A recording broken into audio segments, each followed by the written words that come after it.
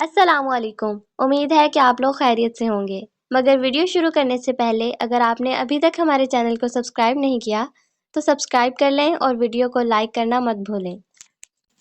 Novel بن تیرے ادھورے ہم، writer اس کی ہیں تارا۔ Case number 3۔ ارسل اسے باہوں میں اٹھائے ہوئے کمرے میں لے آیا۔ غزل کے گال سوجے ہوئے تھے اور خون بھی ابھی ہلکا ہلکا آ رہا تھا۔ اس کو بیڈ پر لٹا کر سوچتا رہا کہ اب کیا کرے۔ پھر جا کر ایک باؤل میں پانی اور کپڑا لے کے آیا۔ بہت ہی احتیاط سے اس کا چہرہ صاف کیا، جیسے وہ کوئی کانچ کی گڑیا ہو جو ذرا سا زور سے لگنے سے ٹوٹ جائے گی۔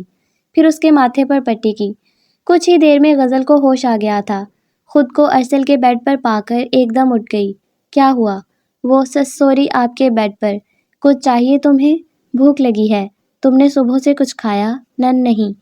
ارسل کو اب نعیمہ پر غصہ آ رہا تھا۔ اچھا میں لے آتا ہوں کھانا۔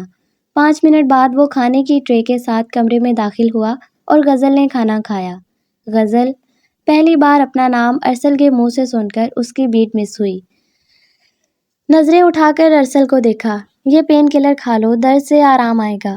اور وہ اس گولی کو دیکھتی رہ گئی، ایک تلخ مسکراہٹ کے ساتھ گویا ہوئی۔ درد ہی تو دینا چاہتے تھے آپ لوگ، پھر یہ مرہم مت دیجیے۔ اس کے ذہن میں ایک دم کچھ وقت پہلے کے اس کے باپ کے الفاظ گونجنے لگے۔ ارسل اسے دیکھتا ہی رہ گیا۔ آخر انہوں نے کیا تو دھوکہ ہی تھا۔ غزل بغیر پین کلر کھائے صوفے پر لیٹ گئی اور بغیر آواز کیے رونے لگی۔ گھر بالکل خالی ہو گیا تھا۔ پہلے غزل گئی، پھر نواز چلا گیا۔ آمنہ کو گھر کانٹنے کو دوڑ رہا تھا۔ سعید صاحب یہ کیا ہو گیا؟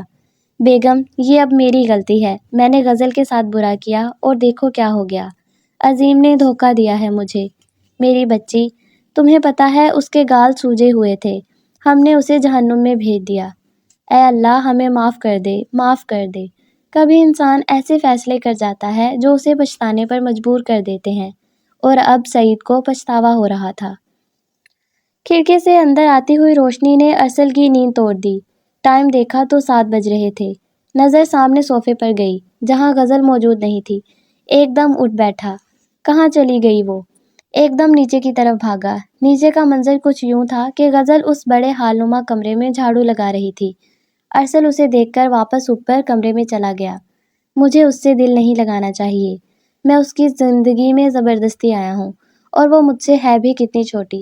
ظلم تو ہوا ہے اس کے ساتھ، لیکن میرا بھائی بھی مارا ہے ان لوگوں نے۔ اچھا ہے کرے کام، مجھے کیا؟ ہاں جناب کو کچھ فرق نہیں پڑتا، اور خود سے بات کرنے کی عادت کب سے ہو گئی۔ دروازے میں کھڑے زمان کی بات پر وہ پیچھے مڑا۔ تم؟ جی بھائی۔ میں؟ حیران کیوں ہو رہے ہیں؟ نہیں میں تو بس۔ اچھا بھائی رہنے دیں آپ۔ نیچے بھابھی پوچھا لگا رہی تھیں۔ کیا پوچھا؟ جی پوچھا۔ اور آپ کو کیوں شوق لگا؟ آپ کو تو کوئی فرق نہیں پڑتا نا؟ ہاں مجھے نہیں پڑتا کوئی فرق، اب نکلو یہاں سے۔ بھائی آپ ہمیشہ مجھے نکال دیتے ہیں، ایک دن آپ کو میری ضرورت ضرور محسوس ہوگی۔ اور زمان وہاں سے نکل گیا۔ دیکھیے جناب ہم آپ کو پیسے دے دیتے ہیں، لیکن آپ اسے نہ ماریں۔ اچھا چلیں ایک ڈیل کرتے ہیں۔ کیسی ڈیل؟ ہم آپ کے بڑے بیٹے کو معاف کر دیں گے، لیکن اس کے لیے آپ کو اپنا چھوٹا بیٹا ہمیں دینا ہوگا۔ آگے ہماری مرضی ہوگی، ہم جو بھی کریں۔ کیا؟ جی جناب، آپ کے ہاں کوئی لڑکی تو ہے نہیں، آپ کو اگر اپنا بیٹا پیارا ہے تو دوسرا قربان تو کرنا ہوگا، اگر نہیں تو اپنے بیٹے کو مرتا ہوا دیکھنے کے لیے تیار رہنا۔ اور اس جرگے میں بیٹھے سب لوگوں کی شکلوں پر حیرانی اور پریشانی کے تاثرات تھے۔ آخر لڑکی کے بجائے لڑکا جو مانگ لیا تھا۔ 10 بجے سب ناشتے کی ٹیبل پر موجود تھے، اور گھر بھی پوری طرح صاف تھا۔ بس غزل ان کے ساتھ ٹیبل پر موجود نہیں تھی۔ بھائی بھابھی ناشتے پر کیوں نہیں آئیں؟ مجھے کیا پتا۔ ارسل دوبارہ ناشتے میں مصروف ہو گیا۔ آپ کی وائف ہیں۔ ارسل کھاتے ہوئے رک گیا۔ مجھے دیر ہو رہی ہے، جا رہا ہوں۔ ناشتہ تو کرتے جاؤ۔ ارسل نہیں کرنا ناشتہ، وہ لمبے ڈگ بھرتا ہوا چلا گیا۔ میں ذرا دیکھ کر آؤں بھابھی کو؟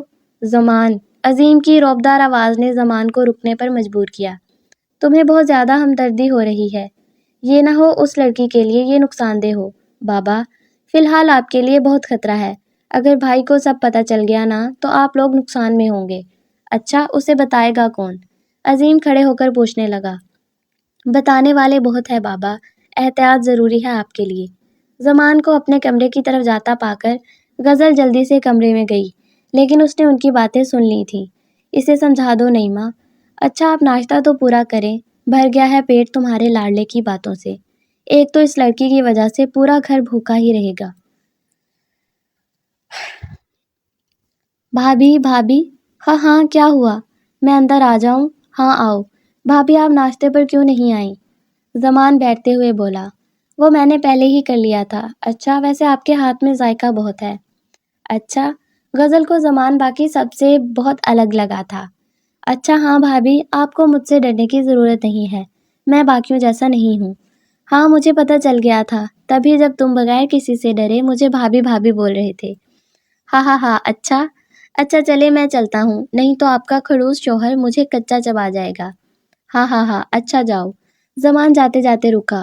بھابھی آج کھانے میں بریانی بنا دوں گی۔ زمان کے جانے کے بعد غزل پھر سے سوچوں میں گم ہو گئی۔ آخر بات کیا ہے جس سے انکل آنٹی کو ڈرنا چاہیے، اور ایسا کیا راز ہے جو ارسل کو نہیں پتا؟ اس بات سے میری زندگی کا تعلق نظر آ رہا ہے، مجھے پتہ لگوانا پڑے گا، اور زمان میری مدد کر سکتا ہے۔ زمان سے بنا کر رکھنی پڑے گی۔ ابو مجھے یقین نہیں آ رہا، آپ مجھے اس طرح خود سے دور کریں گے؟ میں مجبور ہوں دانیال۔ ابو آپ ایک بیٹے کو بچانے کے لیے دوسرا بیٹا قربان کر دیں گے؟ دانیال وہ اسے مار دیں گے اگر تم نہیں جاؤ گے تو، لیکن اگر تم چلے گئے تو تم بھی زندہ رہو گے اور دانش بھی زندہ رہے گا۔ ہاں میں زندہ رہوں گا، لیکن میری روح مر چکی ہوگی۔ میں تمہارے آگے ہاتھ جوڑتا ہوں، تم ہی اب اپنے بھائی کو بچا سکتے ہو۔ ابو کیا کر رہے ہیں آپ؟ تمہیں اپنی ماں کا واسطہ ہے، تم چلے جاؤ۔ سلیم نے اس کی دکھتی رگ پر پاؤں رکھا۔ اچھا ابو، اب آپ نے سودا تو کر ہی دیا ہے۔ تھک ہار کر آخر اسے ماننا پڑا۔ اب اس کی زندگی میں کیا نیا موڑ آنے والا ہے وہ اس سے بے خبر تھا۔